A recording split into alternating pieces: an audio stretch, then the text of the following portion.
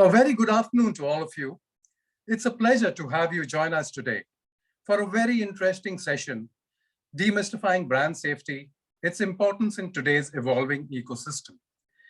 In today's fast-paced and ever-evolving digital environment, it is extremely crucial to ensure a transparent and quality environment for media buying, especially in order to drive effective media outcomes. Marketeers today need to be armed with tools, resources, and best practices to ensure that they are protected against content that might damage their reputation. Today's session throws light on several aspects pertaining to brand safety, which includes breaking down certain jargons, talking about best practices to follow, and to ensure transparency in this volatile environment. But before I proceed, let me share a little bit about MMA in as quickly a time as possible. MMA's mission is to enable marketers to drive innovation, enduring business value, stronger consumer engagement in an increasingly dynamic and connected world. As a not-for-profit body, we are the only one that brings the entire ecosystem under one roof by enabling ongoing education through reports, white papers, and training programs. We also inspire through use cases and awards. We are an 800-member strong community globally and a fastly growing chapter in India. And in fact, we have completed 10 years and are into our 11th year in India. Our programs at MMA are designed to drive learning, assessment, networking, research, and capability building. We are extremely proud to share with you our growing AMP community, which stands for Accelerated Modern Marketing Practices. The councils represent the ecosystem and drive education, thought leadership, build standards, and are represented through task forces such as MarTech, e-commerce, voice and audio, brand safety, amongst a few others. Now coming down to today's session, today's webinar covers the following. The specialists or the experts in today's panel attempt to help decode brand safety for marketers, learn how to ensure safe and transparent environment for brands can be created, insights on best practices to follow to ensure brand safety. So before we start the session, here are some quick housekeeping points which I'd like to share with our audiences. Please type in all your questions in the Q&A section. Please mention your name, designation, company. Please mention the speaker you would like to address this question to, and please keep your answers related to this discussion only. With that, I am delighted to introduce the participants at today's webinar discussion. I would like to begin with the ladies on this illustrious panel. May I request Shalini Kumar, who's the Area Media Lead, India Subcontinent, GSK Consumer Healthcare, to please turn on her camera. Welcome, Shalini. Then would like to invite the next lady in the house who would be leading and moderating this discussion, Monica Khurana, who is the country head MMA India. Welcome on board, Monica. Next up is Om Jha, who's the Associate Director Media at Pepsico. Welcome, Om. We now have Kapil Ori, Head of Digital Marketing, Dabur. A big welcome to you, Kapil, and glad to have you on board. We now have Nachiket Deole, who leads sales for India at DoubleVerify. Hi, Nachiket. And last but not the least, we have Govindaraj Avasarala, who heads enterprise marketing at Vodafone Idea Limited. Pleasure to have you all on board this panel. And now I leave it in the able hands of Monica to lead and take this discussion ahead. I'll see you all on the other side. Thank you so much, Lloyd. And it's a pleasure to be talking to such a wonderful panel today. And as we've already set the context for the topic, just to sort of warm up this discussion, digital content, of course, is growing by leaps and bounds. And of course, brands see huge opportunity in terms of contextual targeting, placement, with the ability to be able to target relevant cohorts. However, whilst the growth in digital content consumption is high, it is also putting brands at risk in terms of their reputation. So they need to be doubly sure that their place, that the environments in which the ads appear are safe and appropriate. Therefore, this discussion becomes extremely critical, where brand safety and brand suitability both play very key aspects for us to be able to make the most of the opportunity available and yet minimize the risk. So with that said, I'm going to open this discussion up with a very fundamental question to my panelists.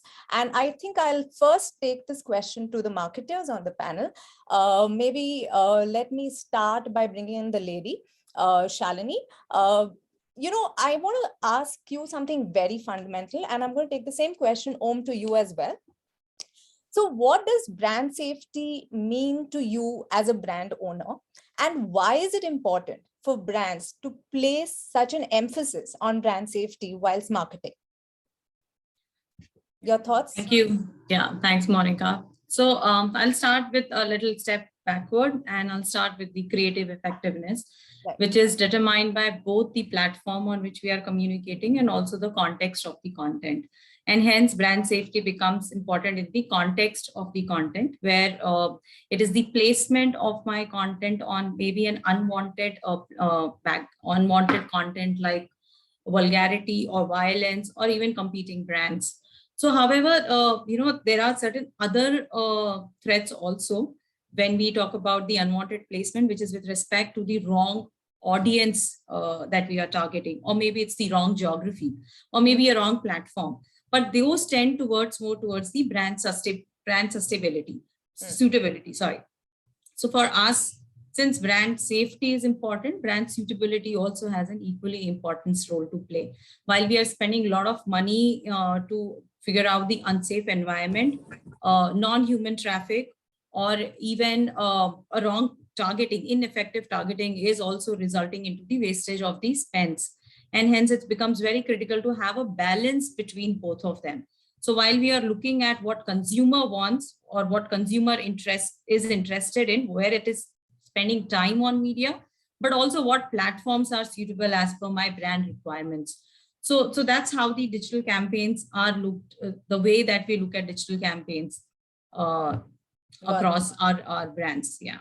Yeah, makes sense. So I hear you. So the same question, Om, if I would bring to you, what would your take be on it? Thanks, Monica. My take would be very fundamental on this one. Mm-hmm. And if I may draw an analogy with brands with human beings, just like human beings live, die, grow, same happens with brand. They're born, they grow, they need nurturance, and if not taken care of, then they die. Now, one of the fundamental aspects of human evolution has been around safety. Yeah, and even Maslow calls it out that in the hierarchy of needs of human beings, safety, if I remember correctly, is pegged at number 2.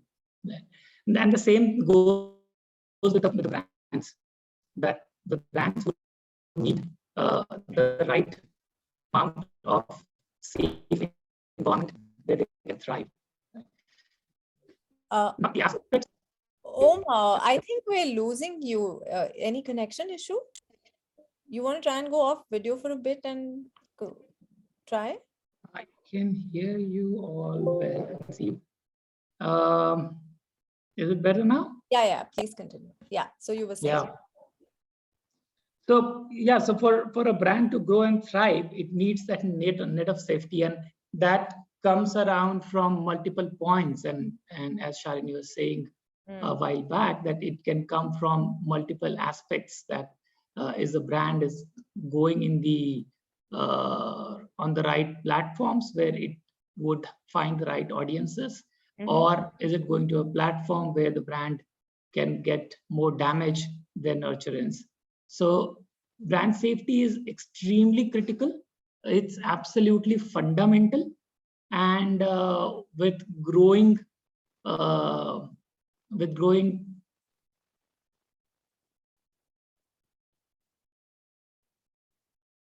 I think we lost Om. Okay, we'll wait for him to stabilize his connection. But yes, the analogy is very interesting. It is equated to human life for sure. And for all of us who are also parents would almost feel like the way you protect a child and you want the child to be safe, it's similar that you want your brand to be safe and in the right environment. So with that, Nachi, let me bring this question to you because, you know, you as a platform are working with a range of marketers who also have you know, similar challenges and are trying to combat. So what's your take and how would you look at the issue? Thanks, Monica. Hi, everyone. Great to be here. So in a way, if you look at brand safety and suitability, those are two different terms, but at the same time, they're interlinked, right? So just to bring everybody on the same page, so brand safety refers to brands who are avoiding content which is generally considered inappropriate for any advertiser, right? Irrespective of the category you are in or the size of the enterprise you are, right? So those content pegs can be terrorism, hate speech, politically influenced content or pornography and so on and so forth, right?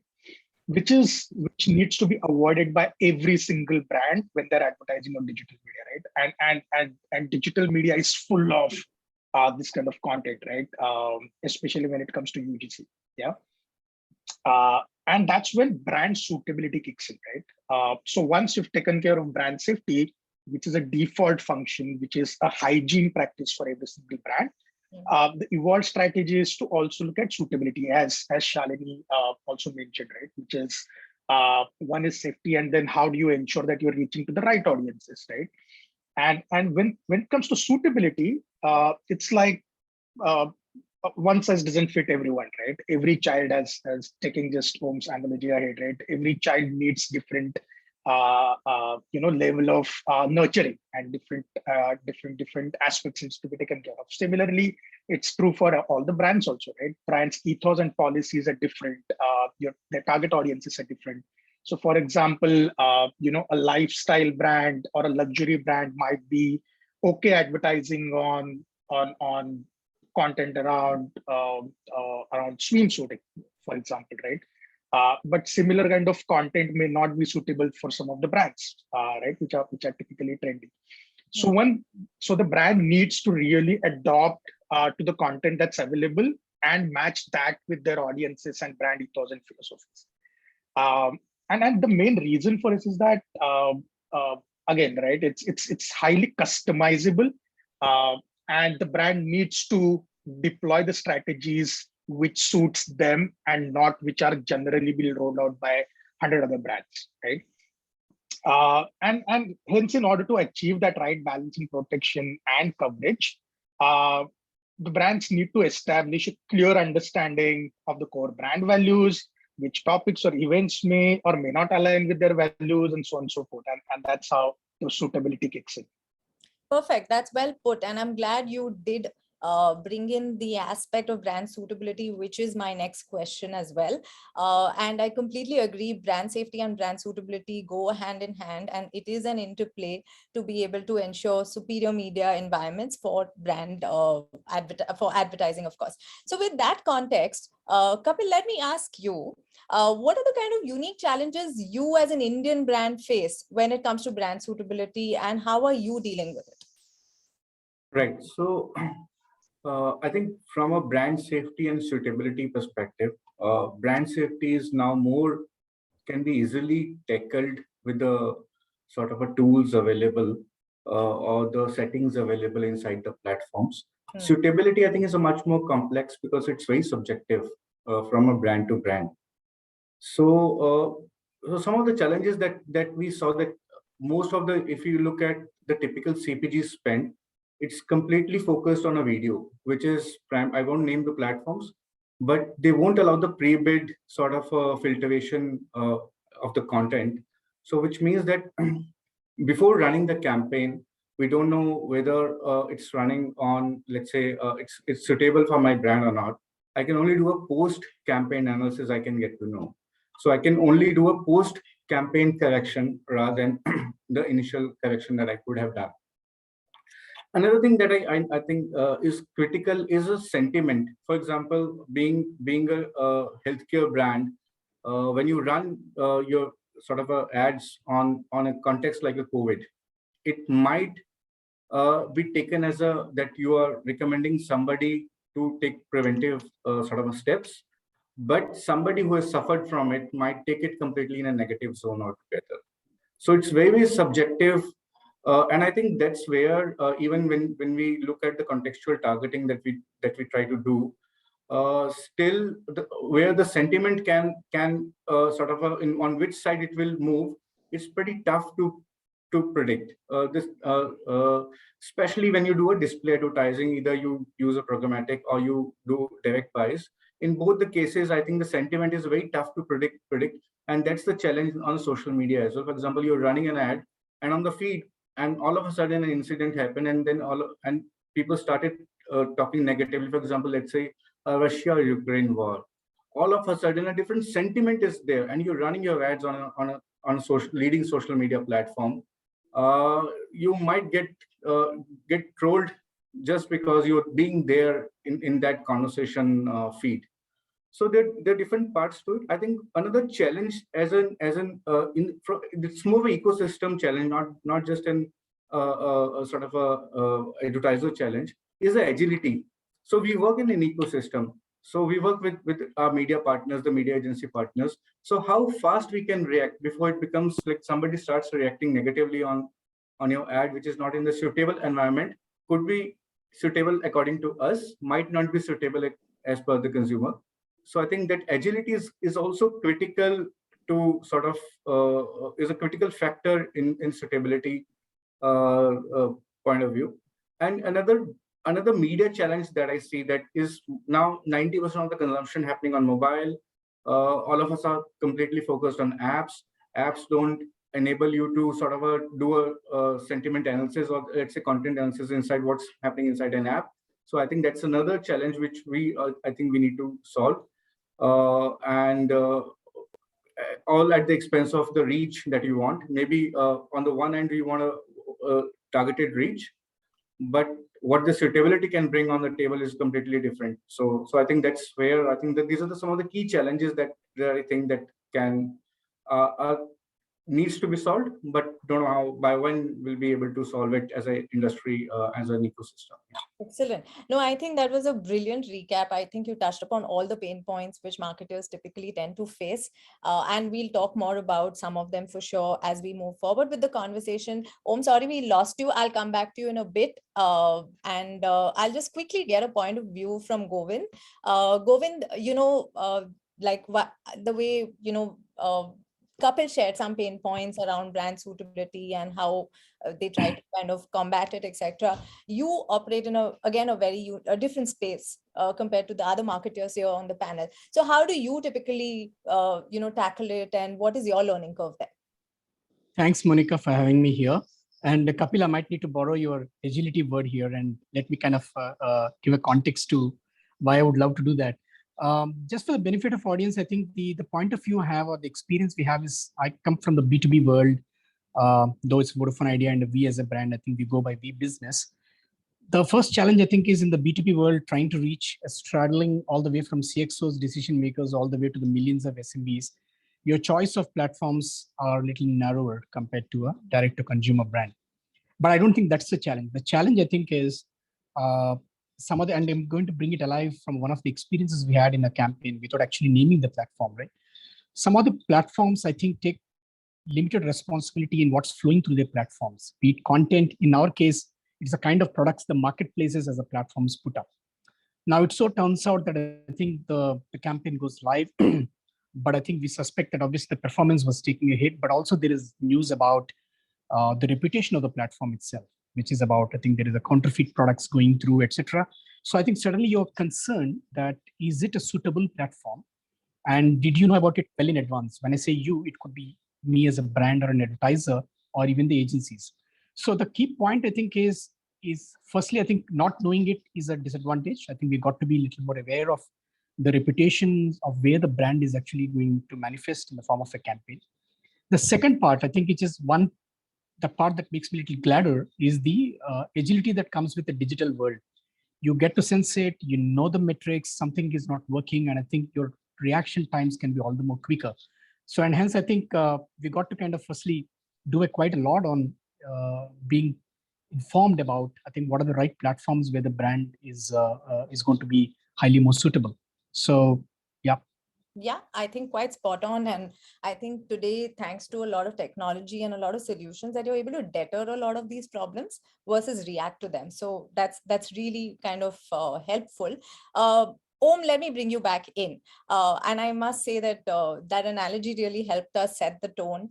And we almost kind of, ran with your comments into many other layered discussions. But I'm going to kind of bring in another aspect, which I think you would be best suited to sort of help get a perspective. Being an FMCG and, being in the space you are, you're very active on social media.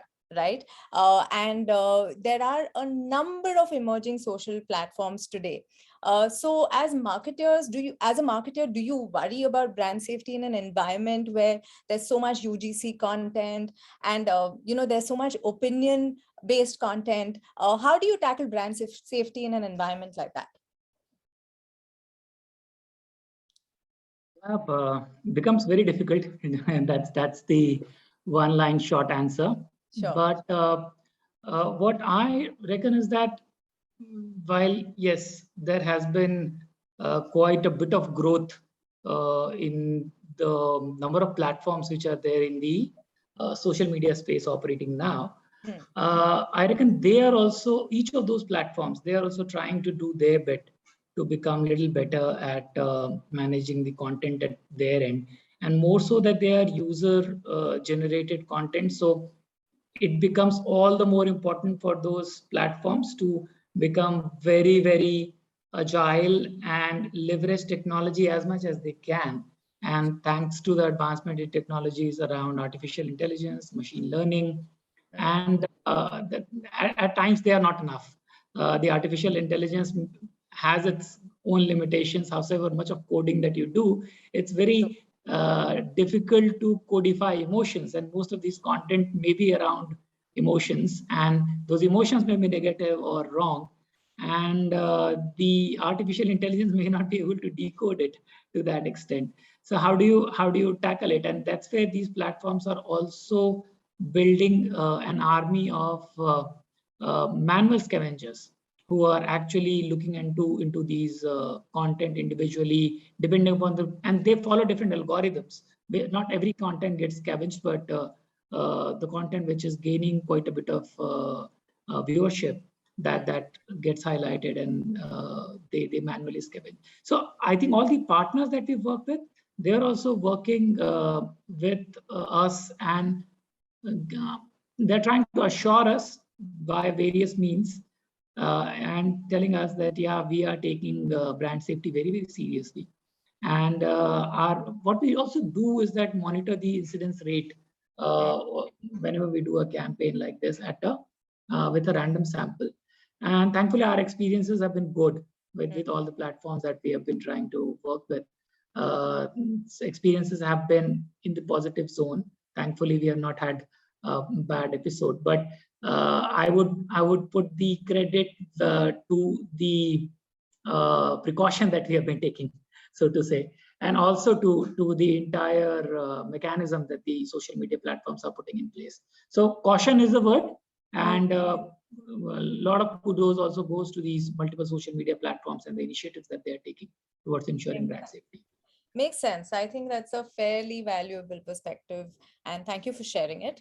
Nachi, tell me, if you had to chime in here in terms of your experience over a larger, set of brands that you've been kind of engaged with, how are they tackling it? Is it similar to what you heard from Om? How are you as a technology platform trying to offer more support? Your thoughts?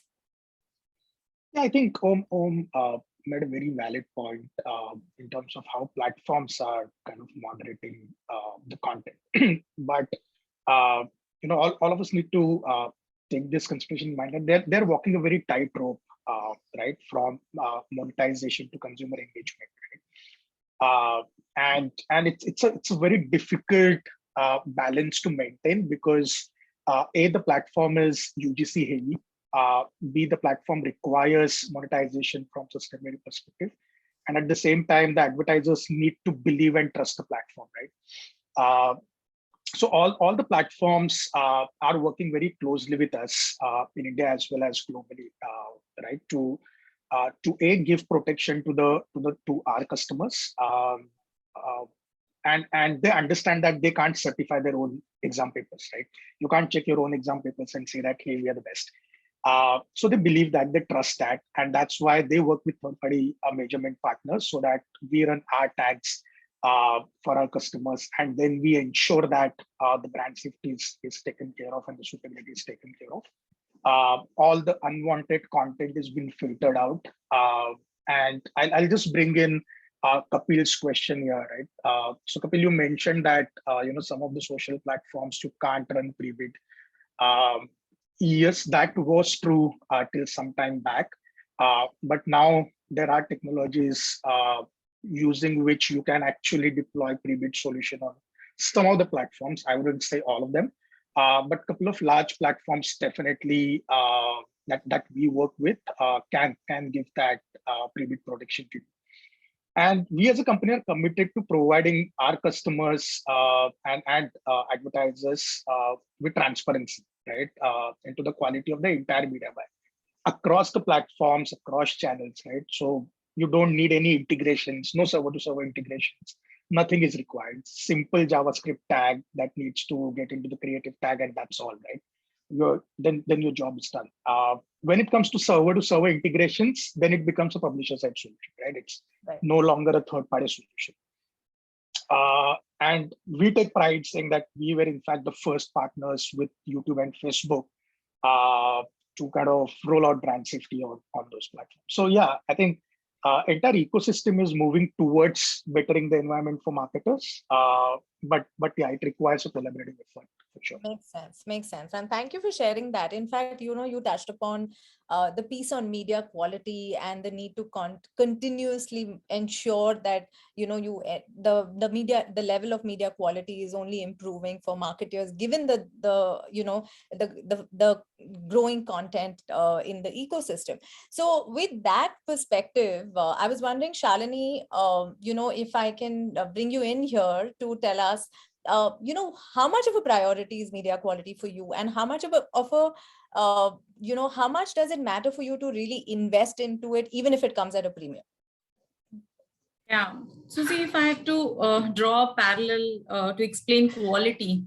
Yeah. So on TV, when we play our ad, it's the prime time that we focus on, right? Now, TV being a very limited inventory. So it's a finite inventory. So we know and we can judge that on prime time, we're reaching out to maximum audience and also the decision makers.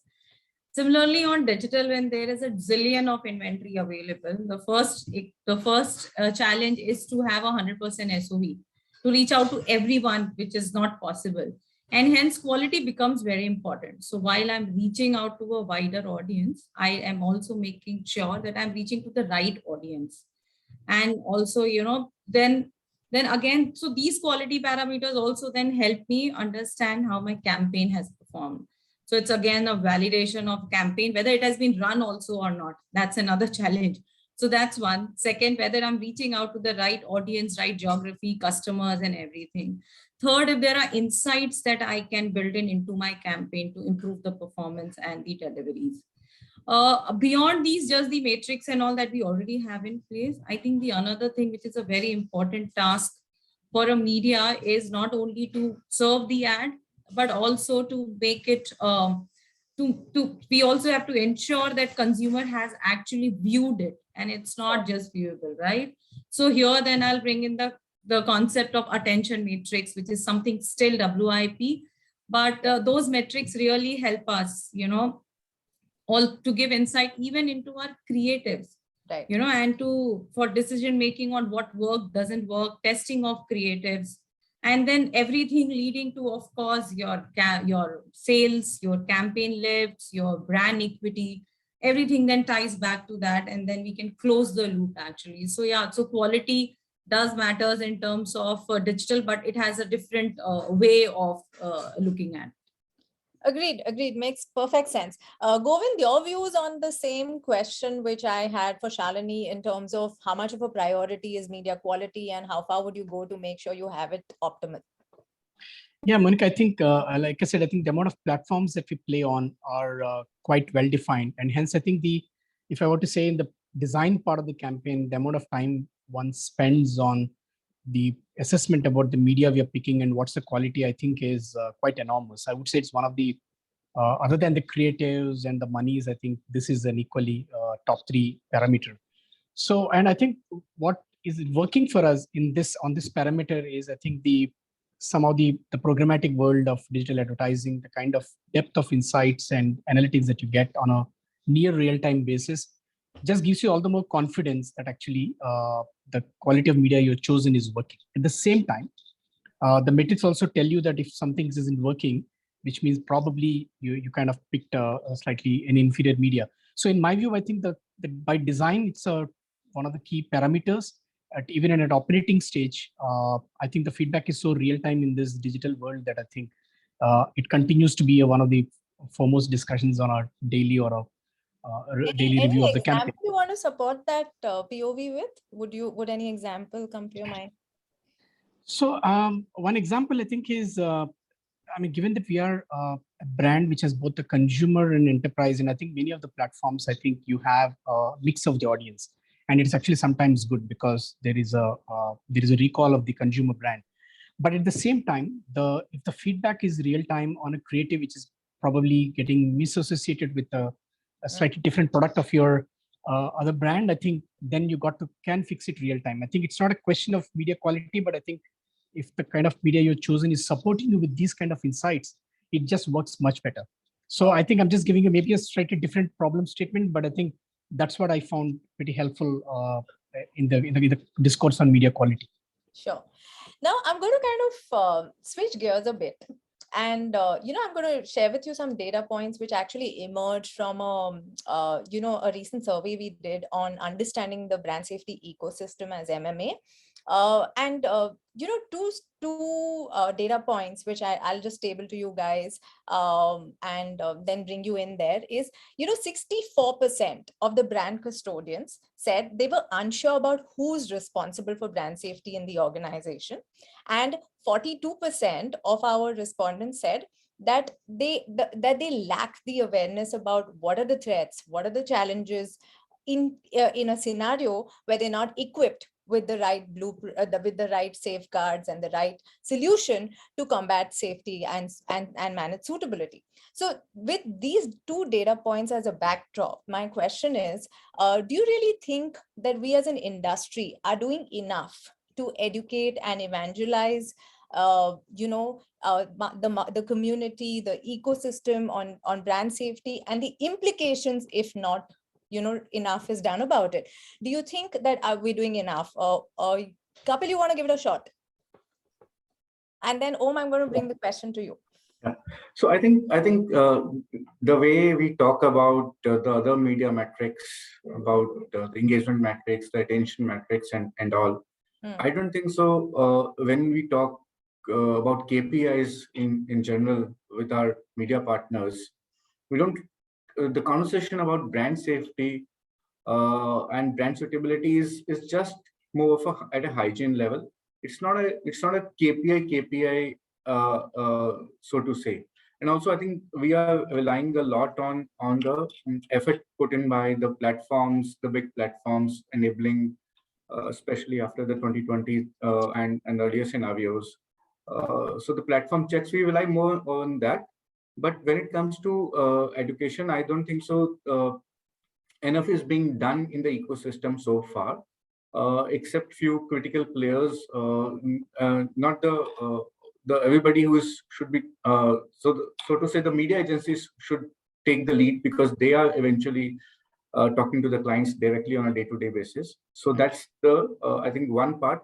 Other part, I think, is very critical from a transparency point of view. I won't touch it much, but I think that's also very critical. So when we talk to agencies, platforms, publishers,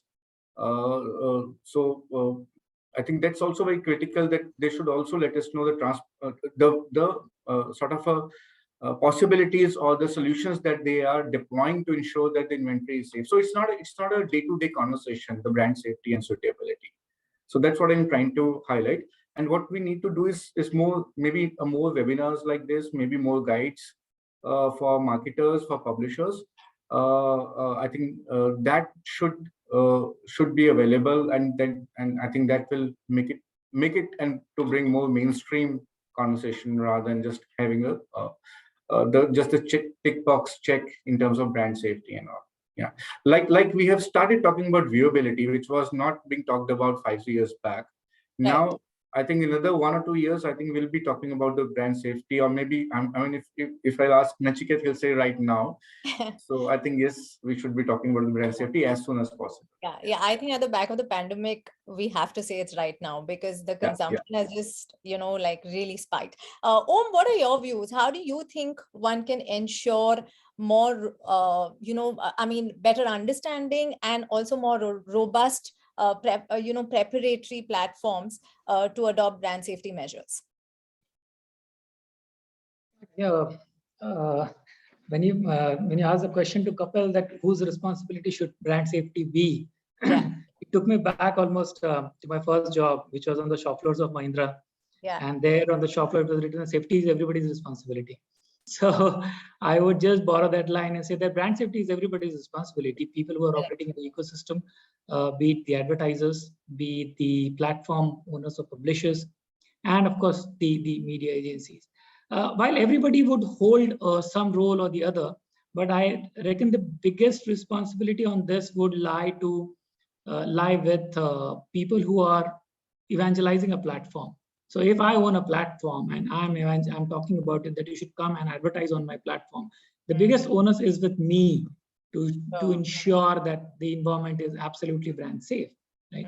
And I as a platform already know that who am I inviting, which are the set of people who am I inviting, and the set of advertisers who are being represented on this in this webinar, they all would peg brand safety as something which is extremely uncompromisable and extremely fundamental. So, and this, I'm sure all of us, when we would be going to any platform, would want to highlight that this upfront, that this is absolutely critical to me, and we would not make any bit of compromise on this one. So the biggest responsibility would lie with the platforms. I reckon people like Nachiket are doing their bit in making sure that the advancement in the technologies are getting leveraged to better controls across platform, across the type of creatives and advertising assets, and also across the type of buying to be done. Because whatever we may say, but digital is a complicated medium to plan, trade, execute again a campaign on. So and that's why you would find that the conversation of brand safety, while it may happen in the context of television as well or newspaper as well, but I'm not too sure how prevalent that is. It is for a reason that brand safety, brand suitability gets talked about in a much aggressive pitch when it comes to digital. So I reckon everybody should be responsible for this one, but the platform owners would need to take the lead to making sure that it's like stepping into a building and the building says that this building is LEED certified, right? If you move into a cinema theater, they say that they've got the best of the safety awards from international bodies, and they are recognized. The practices for safety are recognized by the global bodies and certified by them. Similarly, the platforms will have to ensure that the inventory that they are offering is brand safe. And of course, but we, as I said in the beginning, caution is something that is very important. So we need to be cautious at our end. And I'm sure Nachiket would keep ensuring that the product keeps getting better so that it can catch all the issues pertaining to brand safety. I think that was very wholesome. Thank you for sharing those inputs. And whilst, I would also like to chime in from a trade body standpoint on how we think as an industry we can do more together and what we're trying to do in that light. But having said that, I'm also going to request the audience to share their inputs, if any, on how we can increase adoption on brand safety and improve the level of education that exists in the ecosystem. We'd love to have your inputs, so please do put it on chat. And what I'm also going to do is, Nachiket, I'm going to bring you into this discussion which we are right now having. And we've heard from Kapil, we've heard from Om, and I think both of them have made some very distinct but very important points. From a platform standpoint, whilst yes, I cannot not agree that you are doing your part by, for example, hosting a webinar like that and trying to continuously educate the industry and the ecosystem on the need to be brand safe and the implications if you're not. But what do you think one can do, and how can we sort of increase the scale of the understanding? I think I first of all, I must congratulate MMA as well, right? Because the effort MMA is taking to ensure the adaptability of brand safety solutions is phenomenal. With the council that you have and the Save globally that you've launched, it's amazing, right? It's only gonna help. I think it's as Om rightly mentioned and also Kapil mentioned, right? It's a collective effort, right? Everybody needs to come together to address the issues at platform side, at advertising side, at the technology side. Having said that, so we interestingly ran a research with Harris Paul a year, maybe a little more than a year ago. Then we asked who bears the responsibility of right placement of the ad, right? And surprisingly, 87% of the respondents mentioned that it's brand's responsibility. And then you started wondering, is it only the brand, right? Why can't the technology come into the place? Why can't as Om mentioned, why can't platform come into the place and ensure that it's a brand safe platform? But when it comes to audiences and consumers, their perception is, hey, this is the brand who is here. I don't want this brand to be here because I am the customer of that brand, right? And we see that on ongoing basis as well. So if you remember, one of the television channels few months back telecasted something which was totally bashed out publicly by a lot of people, including influencers, Bollywood influencers, TV influencers, right? And there was a brand who was sponsoring that particular segment. So they called out that brand saying, hey, you're not supposed to be present on this kind of content. It's polarizing the community. It's not doing well. So it's not only the consumer, a lot of influencers are active these days, right? Gone are the days where, an impression would have gone unnoticed if it would have been on a brand safe environment. One screenshot taken and put it on Twitter and it's done, right? The damage is done. Right. So all said and done, and the brands have spent millions of dollars over the years to build that reputation, suddenly goes for a toss for no reason, right? And it's not intentionally done by anyone. But it happens, right? And that's where I think when we started internalizing that data, we understood that when it comes to audiences, they believe that it's brand who needs to do a lot more compared to others. And as I said earlier, right, for publishers, it's always going to be a tightrope to walk on when it comes to monetization versus user growth and engagement, because if they keep on insisting filtering the videos and the content, then it's going to be difficult for them to sustain and survive. So yeah, I think organizations like MMA, technology players, brands and marketers and publishers needs to come together. And a lot more, I think, a guide for marketers, best practices, all that should be shared openly. And that's where I think we'll be able to make a difference. Thank you so much. I think this is such an important discussion that we are having. And just to conclude that part before I move to my next question, is that you're absolutely right that the ecosystem needs to work together and collaborate on enabling brand safety and on continuously evolving the solutions that can enable brand safety, because content is ever evolving. Digital is a complex ecosystem. However, we as a body also believe that finally the ecosystem is enabling and empowering the marketer, right? So as long as the marketer is aware, educated and asking the right questions, there is no ways that the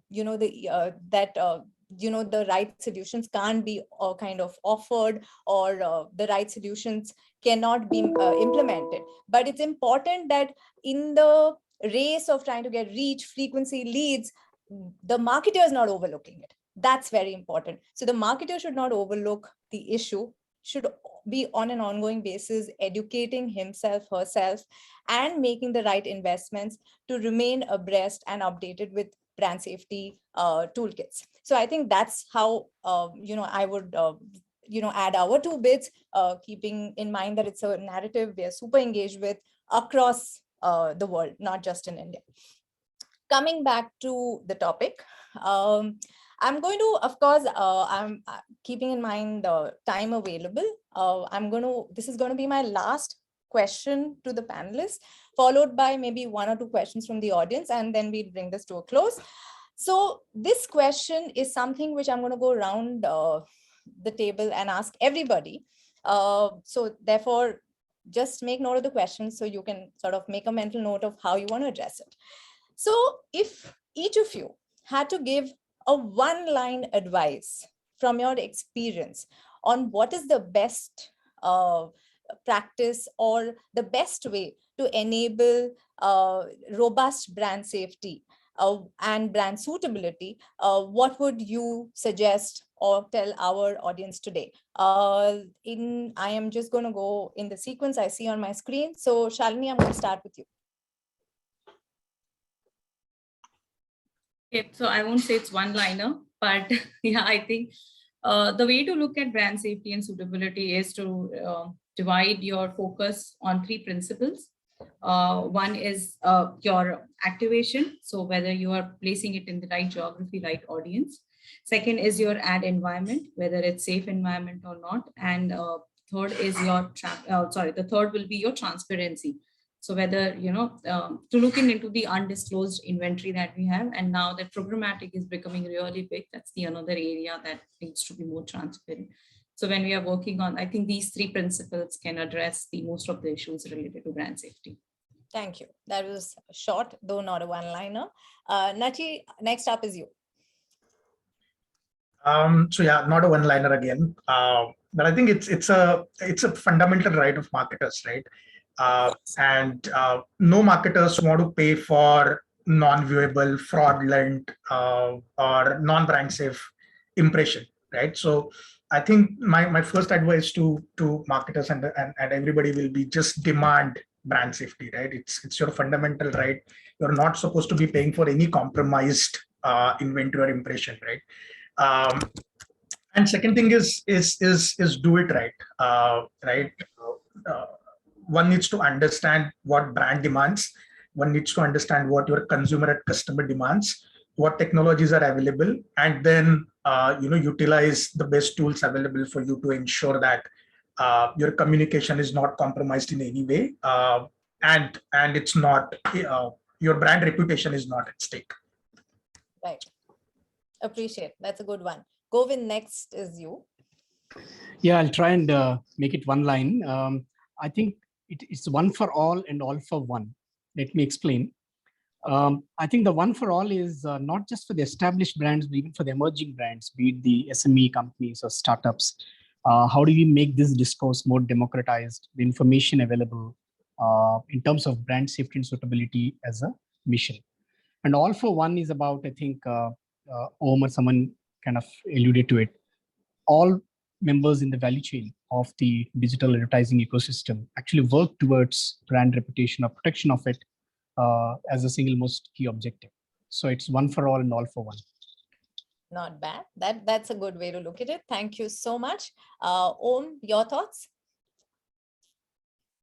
Yeah, put it into 2 buckets. The first one would be making sure that everyone in the value chain understands, respects, and tries to put all the due attention which is needed for brand safety. That's the first thing. And the second thing is to use technology as much as one can. because there's no other solution, right? It has to be a tech-enabled solution, and we have to leverage technology to ensure brand safety. Otherwise, it's just not possible. So hoping that the technical advancements keep happening, we nudge people like Nachiket to bring even better solutions. And it's not that good solutions are not available, but yeah, take technology so that it can be elevated to the next pedestal and to the next pedestal and to the next pedestal, and while making sure that everybody is aware. So it would be good to have someone from the brand, from the platform and the advertising agencies also being represented on such forums whenever it happens next. Good thought. Makes sense. Thank you so much. Kapil, last, but of course, as valuable, what are your thoughts? Yeah.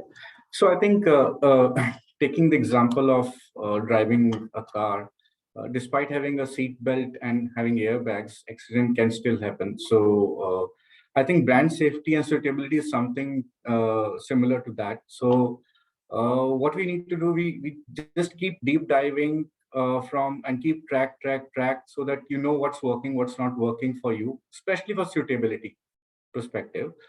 And maybe things like if you're in a brand safe environment, a wrong creative or maybe creative which can be taken in a different sentiment altogether can lead to a lot of sort of turbulence for the brand. And as Om said, brand is like a child. So to keep it safe, I think we need to keep it tracking, keep social media listening, also put everything beyond just the typical tools and technology. I think we should keep all our eyes open to ensure that the brand stays safe and it grows. Yeah. Makes sense. And I'm just going to add a one-liner from my side on this piece. We strongly believe that it's very important. Technology is going to be available. You're going to have publishers support you and, offer transparency. But what's at the end of the day most important, that you cultivate internal governance, which is very important, because if there's internal governance, then you're going to always ensure that you're on top of the issue and not derailing from it, irrespective of the KPIs, irrespective of the urgency and pressures of targets and all of it. So the internal governance management for brand safety is extremely important. Like Kapil, you said a while back, one just tends to sort of talk about it sometimes and then just forget about it, right? So that won't happen if there's internal governance, right? So I think between all of us, we've tried to share a lot of perspectives, and I think that's been very, very useful, and it's been a very wholesome discussion. And before I let you go, I'm going to try and take maybe one or maximum two audience questions, and then we'll bring the session to a close.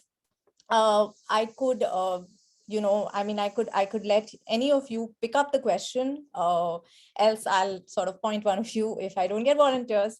So this is an interesting question. So the question is, how does brand suitability affect ROI for brands?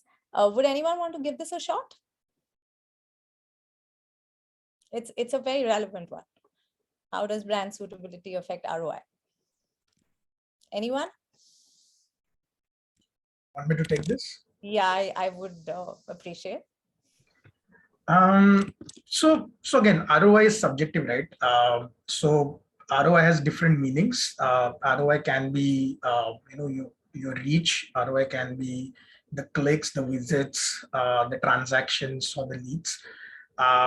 But imagine this, right? You are running a campaign which is with creatives which are not viable. You're running a campaign with fraudulent inventory. You're running a campaign, your ads are on some, sorry for using this word, but crappy content, and then you are getting a click out of it, which will result into eventual action, right? Or even a reach for that matter, which that impression will lead to. And imagine a scenario where your creative, your communication is highly viable. It's in the right environment. It's not fraudulent. It's happening in a right geography that you intend to show it in. And then just compare these two impressions, right?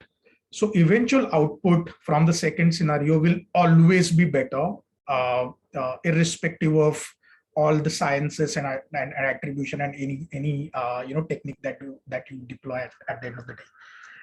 And we've seen it more than enough times where the quality of your output and ROI grows significantly when you ensure that your basic quality parameters are checked, right? And that's how the ROI can be calculated. So ROI can be your viewable CPM, ROI can be your viewable reach. It just can't be a reach. It just can't be a CPM, right? Those are vanity matrices. But the reach that you have planned, have that gotten an opportunity to see, that's number one. And have they really seen the communication, that's number two, right? So all these matrices can be calculated, can be looked at, and then ROI can be established for sure. I hope that answers the question. Absolutely. That's helpful. Thank you so much. And that brings me to my last question. And I think, again, a very interesting one to close on. It's very POV led. So I would urge any of the marketers on the panel to pick this one up. It's pretty interesting. So basically the question is that, do you think our advertisers will see the need to establish even more finely tuned set of controls to protect brands from ever-evolving topics such as the pandemic, as well as polarizing subjects in political and social environments from across the world? So, there is a lot of noise immediately when there are any sensitive issues, right? Globally, and brands are always vulnerable to all of it. So going forward, do you think that there's a need to establish finer controls? Any thoughts? Om, you want to try that one? Yeah, I think more than the controls, what's needed is that there are brands which exist even today which can have take on any topic under the sun and come absolutely unscathed. Even the respect goes a notch or two above for the kind of takes that they take. So it's not about how it's not about putting controls in place to wriggle out of such situation if you find yourself embroiled into. The first thing is, don't get into those situations. That's the golden rule, which Kapil was talking about in the beginning, that you may somehow suddenly, and God knows how, by what recipe and by what magical intervention, find yourself embroiled into controversy which you are not envisaged while designing the campaign. But God forbid if that happens, and the campaign or the creative manages to touch the chords which it was not supposed to touch, then of course containment is the best strategy possible. But I think more than the control environment and guardrails being put in place, it's about trying to earn that respect amongst the consumers, which allows you to have a POV, because that, I reckon, that respect needs to be earned over a long period of time, that a brand can have a POV on anything, and that would get respected by the consumers. So that's one thing, because controls and guardrails are restrictive in nature. They may stifle creativity. More controls would mean that people will stop taking any brand would stop taking a stab at fluid moments, right? And that would make marketing so dull. The real fun of marketing is that brands get a wide canvas to play with. So, of course, in exercising caution, making sure that the ideas are getting vetted by a series of experts and by everyone in the organization, taking legal opinion, taking Corpcom opinion, everything. You may have done everything right, but still the consumers would pan you. So it's more about being vigilant, but not getting too much bogged down by the controls and guardrails into this. Of course, some basic set of guardrails are important, but then we should not kill the creativity is what I would suggest on this. Right. Wow, I'm so glad I heard what I heard, and that makes sense, and that sort of is refreshing, I'm sure, for a lot of marketers listening in. This was a fabulous discussion, I have to say, and we did manage to touch upon a range of aspects within brand safety and suitability, which are of absolute need to in terms of discussion and sort of education. So thank you so much for doing this session and for participating and sharing very candid views on everything we spoke. Completely appreciate it. And with that, I'm going to hand it back to Lloyd to, take it forward. Thanks, Monica. Well, from all the interesting POVs and insights shared by all you experts, what stuck in my head was what Om mentioned: brand safety is everybody's responsibility. And it couldn't hold more true in today's highly dynamic times. Once again, thank you, Monica, for driving the session so seamlessly well. That was one hell of an amazing session. A big thank you to our speakers. Truly appreciate your insights and participation. A special shout out to DoubleVerify for bringing alive this rich and insightful session at that most appropriate time, where brand safety is gaining amazing amount of paramount importance. And an even bigger thank you to all you engaged attendees, without which this webinar would not have been complete. One last thing before I log off, just quickly want to share with you all a bit about our upcoming initiatives. Well, we have our annual Modern Marketing Reckoner, which is scheduled for release in the month of May, which the theme is Building Winning Marketing Organizations. It's an ideal toolkit for creating winning marketing organizations. We also have another report, which is the MMA EY Brand Safety Report, which is very much in sync with what we discussed today. It's titled Brand Safety Reimagined, a must-download toolkit. That's another one, which is a definitely a report which you'll need to look forward to in the month of May. And the biggie is, of course, our annual marquee thought leadership event, Impact, which we are going hybrid this year. In fact, we are going to have 1 day of physical and 1 day of virtual happening on the 19th and 20th of May in Mumbai. You could scan the barcode to know of more details regarding Impact. So till we see you again at our next event, for more updates, follow us on our social media handles or visit our websites to stay updated on key insights and updates. Till then, have a lovely evening and thanks a lot for joining in. Take care. Thank you. Yeah, thank you. Bye, everyone. Bye.